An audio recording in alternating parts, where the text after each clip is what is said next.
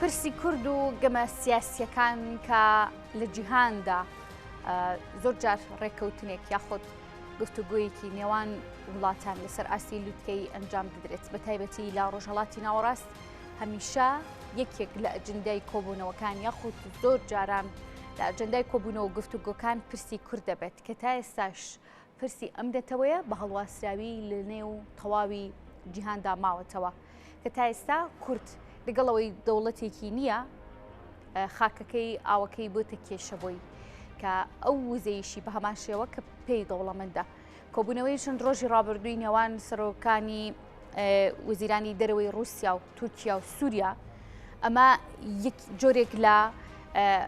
مقۆ و جۆرێک لە گفتوگوی نوێی هێنایە ئاراوە لە نێو ساحە سیاسیەکەدا ئەویش پرسی کورد بوو بەرژەوەندی کورد بوو بە تایبەت لە هەریەک لە باکوور و لە ڕۆژاوای کوردستان لەسەر ئەم بابەتە دیوی دووهەمی کۆبوونەوەکان چی لێ دەخەنرێتەوە ئەشێت لە 2023دا ئاراستەی ململانێ سیاسی و نەتەوەییەکان بۆ کورد چ ئاراستەیەک وەربکرێت لەسەر ئەم بابەتە گفتوگوی زیاتر لەگەڵ بەڕێز سەلاح باپیر وەکو چاودێرێکی سیاسی ڕاستەخۆ لە هەولێر وەمیانمان دەبێت گفتوگوی زیاتر دەکەم کاک سەلاح زۆر سپاس بۆ ئامادەبوونت دیسانەوە لە نێو ساڵێکی نوێدا پرسی کورد یەکێکە لە بابەتە سەرەکیەکان کۆکو خۆی باڵواسراوی ماوەتەوە گەر لە نوێترین کۆبوونەوە یاخود لە نوێترین گۆڕانکاری سیاسی کۆبوونەوەی سیاسی دەست پێ بکەین ئەو کۆبوونەوە سێقۆڵی نێوان وەزیرانی دەرەوەی رووسیا و تورکیا و سووریا بوو ئەم کۆبوونەوەیە پێدەشێت ئەجندای کۆبوونەوەکانیان چی بوو بێت پرسی کورد یەکێک دەبێت لە ئەجندای کۆبوونەوە ڕێککەوتنە سیاسیەکانی داهاتویان بڵێ سڵاو لێ ئێوە و سەرجەم بینەرانی کورسات نیوز لە هەرچێکی دنیا بن وهروها بەم بۆنێ من بۆنی یادی تێپەڕبوونی 23 ساڵ یاد دامەزرانی کورسات و میدیای کورسات پیرۆزبایەکی گەرم لە ئێوە و سەرجەم ستافی کەناڵی کورسات و هەموو کارمەندەکانەکەم بە بۆنەی تێپەڕبوونی 23 ساڵ بەسەر تەمەنی دەوە ڕۆژ پیرۆزبای لە خۆشمانەکەم لەبەر کورسات بە ماڵی دووەمی خۆماندانی لە ڕووی ڕاگەی سیاسی و ڕاگەیاندنەوە سەبارەت بە پرسیارەکەی بەڕێستان ئەمڕۆکە کە ئەبینی لە پاش تێپەڕبوونی ماوەیەکی زۆر لە نێوان ئەو ناکۆچیانەی کە لە نێوان وڵاتی تورکیا و لە نێوان وڵاتی سووریادا هەیە کە بۆ یەکەمین جارە لەسەر لە پاش ئەو ڕووداوانەی کە لە سووریا ڕوویدا بۆ یەکەمین جارە لەسەر ئاستێکی باڵا لەسەر ئاستێکی سیاسی باڵا تورکیا و سووریا لێک نزیک بوونەوە ئەمە بێگومان بە هاوکاری رووسیادا کە بینی لە چەند ڕۆژی ڕابردوو سەرانی رووسیا و تورکیا و رووسیا و تورکیا سووریا لێک کۆبوونەوە ئەمە بێگومان مەتر پێم وایە لە ئایندەیەکی نزیک ئەمە بە مەترسیەکی گەورە دانرێت لە ناوچەکەشتەوە بە تایبەتی لەسەر ئەو قەوارە سیاسی بە تایبەتی کە لە ڕۆژئاوای کوردستان دروست بووە هەروها مەترسیەکی زۆر گەورە لەسەر پێگەی کورد هەیە لە ڕۆژئاوای کوردستان و هەروها لە باکوور و هەروها توان بڵێم لە باشووریشەوە ئەمانە هەر کات و ساتێک ئەم دوولایانانە بە تایبەتێکی ئێمە ئەبینین کە لە ماوەکانی ڕابردوو لە ساڵانی ڕابردوو کورد دابەشی ئەم چوار وڵاتە زلهێزە بووە لە ناوچەکەدا باشە کات سەلاح دەشێ مەترسیەکان زیاتر چی بن بۆ کورد بێگومان ئەگەر سەیری ئەو تەجروبەی ڕابردوو هەمان وە کە لە ڕابردوودا کە هەر کات و ساتێک ئەم سەرانی ئەم وڵاتانی تورکیا و سووریا و ئێران و عێراقی زاران لە سەردەمی کۆنەوە بەشدارێ بوون بێگومان لەسەر پێگەی کورد چۆن ئەڵێن وەکو عەشایری خۆمەڵێ لەسەر کەوڵی کورد پێک دەهاتن هەموو شتەکان زۆربەی شتەکان لە نێوانیاندا ناکۆچی هەبوو لە نێوان ئەم وڵاتانە سیاسیانی کە لە ناوچەکەدا وەکو تورکیا و سووریا و عێراق بەڵام لەسەر مەسئلەی کورد دایم ڕێکەوتنیان هەبوو ئەمانە لە ڕابردوو بوو ئەمڕۆکە ئەبینی وڵاتێکی وەکو تورکیا بە هەموو توانایەکەنەوە دژایەتی قەوارەی سیاسی کوردیەکە بە هەموو پێگەی سیاسی خۆیەوە هەوڵ ئەدا ئەو قەوارە سیاسێک ئەو بوونە سیاسی کە هەم لە ڕۆژئاوە وهرو هەم لە باشووری شۆ هاتۆتەکایەوە بێ ڕۆژ بە ڕۆژ بەرەو نەمانی بات بوو پێچینێتەوە بۆی ئەم قەوارە زیاتر بە مەترسی لەسەر خۆی ئەزانی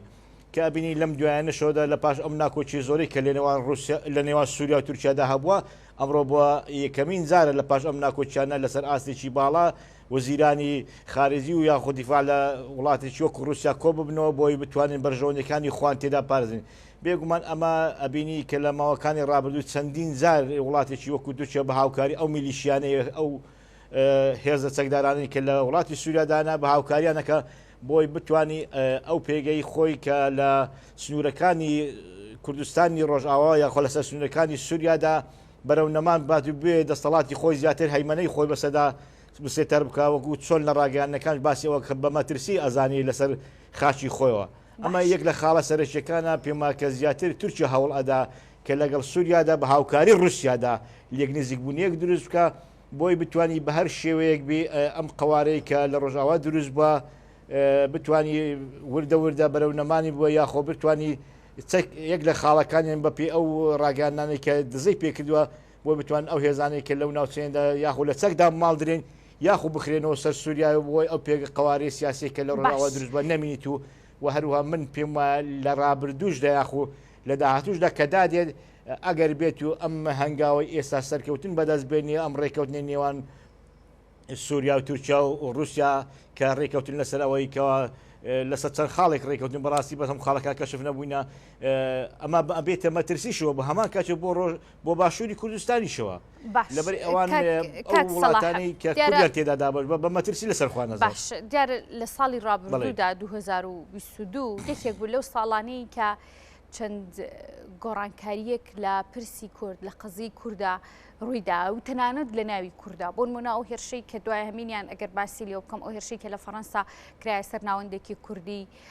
لە ئەنجامدا 3 هاوڵاتی کوردی بەهۆیەوە گیانیان لەدەستدا دواتر کۆمەڵێک پرسی دیکە و هێرشەکانی تورکیامان بینی بۆ ڕۆژاوای کوردستان و بۆ هەرێمی کوردستان لە ئێرانیش بە هەمان شێوە ئێستا قەزیەی کورد بۆتە قەزیەیە کە ڕەنگە تەواوی جیهان چاویان لەسەری بێت چۆن جیهان لەم قەزەیە دەڕوانێت و بەرژەوەندی وڵاتانی دیکە وڵاتانی ڕۆژاوە لە مەسەلەی کورد و خاکی کوردستانە چییە دیارمە بسم هەر 4 پارچەکەیە.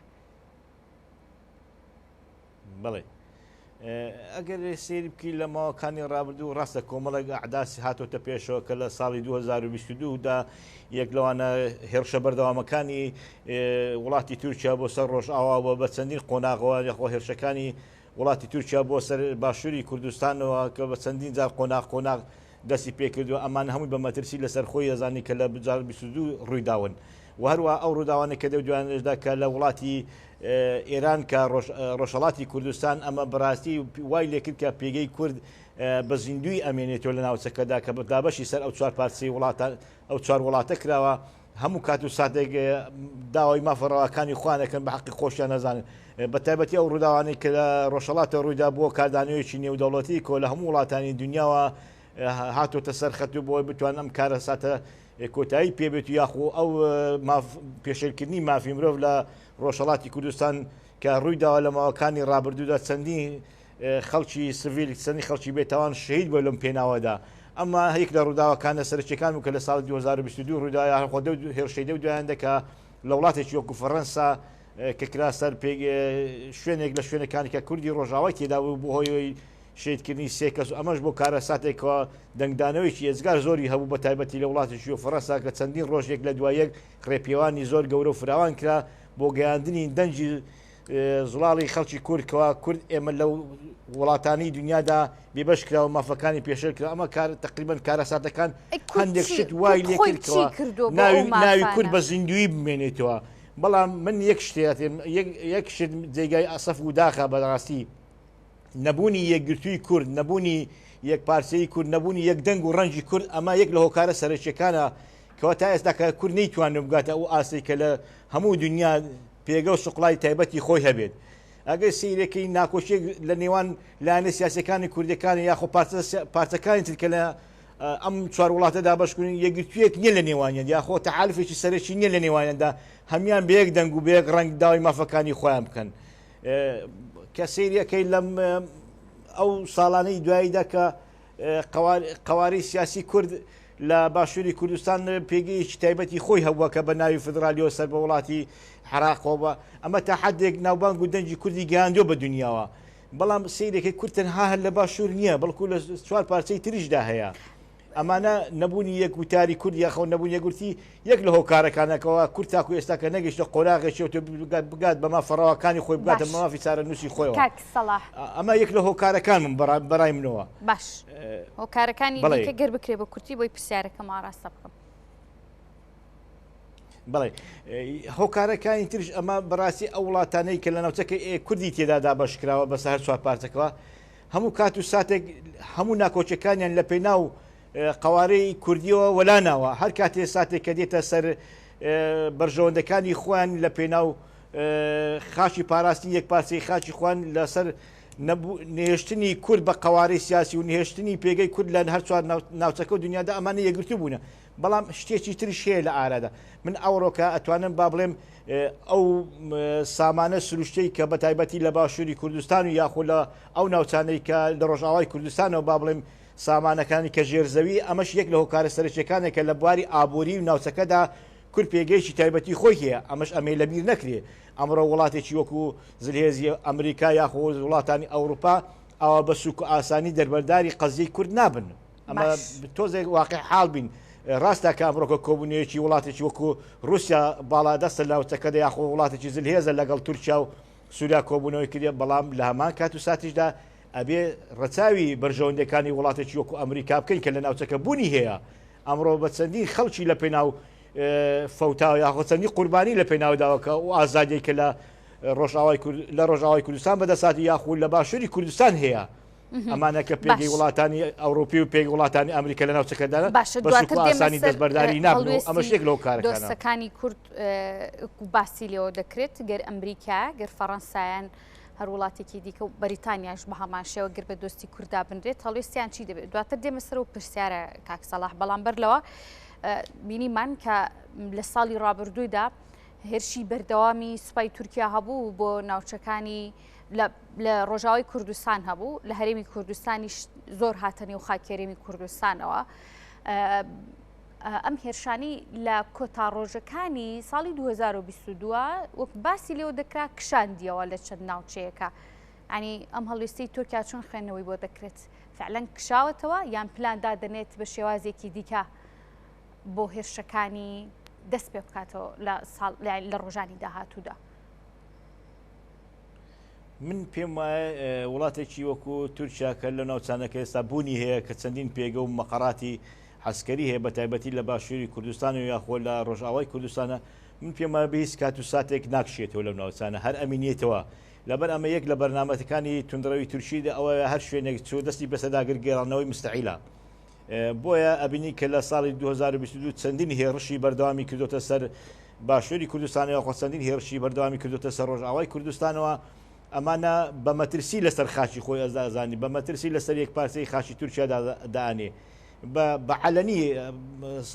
سەرۆک کۆماری تورکیا بە عەلەنی ئەمە ڕائەگەینی ئەڵێ من بە هەموو شێوەیەک دژی بەرژەوەندەکانی قەواری سیاسی کوردم لە هەر شوێنێکی دنیادا هەبی ئەمە بۆتە ئەمرێکی واقعی بەڵام ئەوەیە کە ئێمەش لە نەو هێزە سیاسەکانی کوردەکان تاکو حدێک هاوکار بووینە بۆی لە هەندێک شوێنەوە پێگەی تایبەتی خۆی دروست بێتوە یاخود زەعیفی وڵاتێکی وەکو عێراقی ئەمە بەشێکی فیدرالین لە عێراقدا بەڕاستی کەواتە ئێستا کە قەواری عێراقی وەکو ساڵانی قەدیم ئەو پێگە و سوقڵایی بەهێزی نییە بتوانێت زەختێکی ئەوتۆ لە وڵاتێکی وەکو تورکیا بکات کە چەندین کیلۆمەتر هاتۆتە ناو خاچی کوردستان و کە ئێمە بەشێکین لە عێراقەوە نەیتوانیوە زەختێکی ئەوتۆ لەسەر بکاکەوە بتوانین ناوچانە بکشێنێتەوە من پێم وایە ئەشمێنێتەوە بە بەردەوامیش ئەبی لە ناوچانە کە باسی کشانەوە کە پێم وایە ناکشێتەوە ئەو ڕێی خۆمە و هەم لە سووریاش و هەم لە عێراقیشەوە کشانەوەی نابێت بەڵام ئەگەر شتێک گۆڕانکاریەک لە ناو وڵاتێکی وەکو تورکیا بدا بکرێت کە لە ساڵی ئایندا هەڵبژاردنیان لە بەردەمیانە ئەگەر بێت و ئەم سەرۆکایەتێک گۆڕانکاری تێدا بکری یاخۆ قەواری سیاسی لە ناو تورکیادا بەرە و ئاقارێشتە بڕۆ ئەمە گۆڕانکاریەکە کە لە ناوچەکە دێتە پێشە و ئەو کاتی توانی قسەی زیاتری لەسەر بکەینەوە باش کاک سەلاح قسەکانی باس لە وڵاتێکی وەکو ئەمریکا کرد بەرژەوەندیەکانی لە ناو خاکێرێمی کوردستاندا بەڵام ئەم بەرژەوەندیانە و یان ئەگەر باس لە خودی ئەمریکا بکەین تا چەند دۆستێکی متمانە پێکراوە گەر تجربەکانی ڕابردوو پێشینەی هەڵوێستەکانی ڕابردووی ئەمریکا پێداشونەوەی پیا بکرێ وڵاتێکی وەکو فەڕەنسا بە هەمان شێوە بەریتانیاش بە هەمان شێوە دۆستێکی چۆنن متمانە پێکراون بۆ ئەوەی لە قەزیەکی وهادا پشتیان پێوەسترێت بڵێ ئەگەر سەیری کە ئەمڕۆکە لە مێژووی ڕابردووشمان چەندین تەجروبە لەگەڵ وڵاتێکی وەکو ئەمریکا یا وڵاتانی ئەوروپادا هەبووە کە بەهۆی ئەو قەزیانەی کە لە ناوچەکەدا هاتوونتە پێشێ بە تایبەتی کە دۆستایەتی لەگەڵ ئەمریکا من پێمە ئەمڕۆکە وەکو چۆن ئەمریکا شیعارێکی ئەڵا المەصالح فوق المەبادئ بەرژەوەندی خۆیان لە سەری هەموو شتێکەوە ئەپارێزن. من پێمە بە سوک و ئاسانیش ئەو بەرژەوەندە زەبەلاحی کە لە وڵاتانی ڕۆژاوەیە بە تایبەتی وڵاتێکی وەکو ئەمریکا کە لە ناوچەکەدا هەیە بە تایبەتی لە هەرێمی کوردستان و یاخۆ لە ڕۆژاوای کوردستانیشەوە ئەوە بە ئاسانی دەستبەرداری نابن لە پێناو چاوەڕەشەکانی گەلی کورد نییە بەڵکو لە پێناو بەرژەوەندەکانی خۆیانە.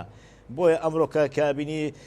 ململانێکی ئێزگار زۆر لە نێوان ڕۆژاوا و ڕۆژهەڵاتدا هەیە بە تایبەتی ئەو ململانەی سیاسی کە لە نێوان رووسیا و ئەمریکادا هەیە. ئەمە بێگومان ئەمریکاش لە کات ساتادا ملوانین بە مەترسی لەسەر خۆی بزانێ ئەوە بە سوک ئاسانی دەستبەرداری هەم باشوور و هەم ڕۆژئاوای کوردستانیش نابێتەوە. ئەمە خۆشببختانە زیاتر لە پێناو بەرژەوەندەکانی خوانە بۆی ئێمەش لەو ناوەدا ئەتوانین سوودمەند بین لێیدا وەکو گەلی کورد لەم ناوچەیەدا هەیە کە چەندین شەریکاتی زەبەلاح کە لە ناوچەکەدا هەیە کە بۆ بەرژەوەندەکانی ئابووری وڵاتانی ئەوروپا و یەزا ئەمریکا هەم لە باشوور هەیە و هەم لە ڕۆژئاواشدا هەیە. وهروها ئەمەشمان لەبیر نەچێ وڵاتێکی زلهێزی وەکو ئەمریکا کەەوە ئەمڕۆکە سەید العالەمە کە چەندین قوربانیشی داوە لەم ناوەیەدا کەەوە لە کاتی ڕزگارکردنی عراق و یاخۆ لە کاتی شەڕی نەگریسەی داعش کە لە ناوچەکە ڕووی داواکەوە ئەمریکا ڕابەرایەتی دژە تیرۆریە کرد لە ناوچەکەدا ڕابەرایەتی ئەو هێزەیە کردکەوە دژی تیرۆریستان لە ناوچەکەدا بەرپا بوو بەڵام خۆشببختانەدا ئەو کاتی کورد دەورێکی سەرەکی هەبوو کورد تعالفێکی سەرەکی بوو لەم پێکاتەیە کە بۆ ڕاونانی تیرۆریستان و نەمانی داعش لەم ناوچەکەدا کورد دەورێکی باڵای هەبوو. بۆیە هەندێک شت وای لێ کردووە کە بەرژەوەندێک دروست بووە لە نێوان پێگەی کورد و وڵاتانی ئەمریکا و ئەوروپا. ئەمە یەک لە خاڵەکانە کەەوە هەم ئەمریکا ناتوانین دەستبەرداری ئەو بەرژەوەندیانەی بیت و هەم کوردیش بۆی پێویستی بەم وڵاتانی وەکو ئەمریکا و ئەوروپادا هەیە بۆی بتوان دەستی خۆی پێ بگریت تا ئاگات ئامانجە ڕەواکانی خۆیەوەتە لە 2023 ئەو ڕووداوە گرنگی کە چاوەڕێ دەکرێت بۆ کورد چییە؟ من پێم وایە لە 2023دا بەڕای خۆمەوە تاکو حدێک ئەمریکا ڕێگانادا بەو شێوەیەکەوە وڵاتێکی وەکو تورکیا بێ بە هەموو شوێک تواناکانی خۆی لە ڕۆژئاوای کوردستان و دەست بەسەدا بگریت و وڵاتێکی وەکو سووریا کە ئەمڕۆ حلفێکی سەرەکی رووسیا بێت و گۆڕەپانی سیاسەکە داگیر بکاتەوە پێگەی سوقڵای خۆی بەهێز بکە لەم ناوچەیەدا. ئەمن پێم ئەمە ڕێگری لێ ئەکرێت و تا حدێک ئەو دەستی تورکیا بەو شێوە واڵا نابێتی کە بە هەموو شوانە توانەکانی خۆیان هەم قواری سیاسی لە ڕۆژاوا کوردستان بچێنێتەوە هەموها لە باشووری کوردستانی شەوە بتوانانی شەلەلی پێ بکە بۆ قواری سیاسێکی هەیە لە هەرێمی کوردستانە. ئەمە تۆزێک زەحمەتەوە مەحاڵی شەبێ. من پێمە لەبەرەوەی هەر ئەمریکا هەم وڵاتانی ئەوروپاش بەرژەوەندیان هەیە لەم ناوچەکەدا لەبەر خاتری چاوەڕەشەکانی گەلی کوردنیە لە پێناو بەرژەوەندەکانی خوان من پێم هەرێمی کوردستان و هەروە ڕۆژئاوای کوردستانش ئەپارێزن زیاتر محاولەکەن چۆن لە ڕێگای بەرژەوەندە سیاسەکانی خۆشیانەوە ئەو ململانی سیاسی کە بەهێزەکە لە ناوچەکەدا بەتایبەتی لە نێوان رووسیا و ئەمریکادا هەر کەسە و بەرژەوەندی خۆی ئەپارێزی و لە هەمان کاتێشدا ئەمریکاش بەرژەوەندەکانی خۆی ڕەچاوەکە. بەڕێز سەلاح با پیر چاودێری سیاسی زۆر سوپاس بۆ ئامادەبوونت کاک سەلاح.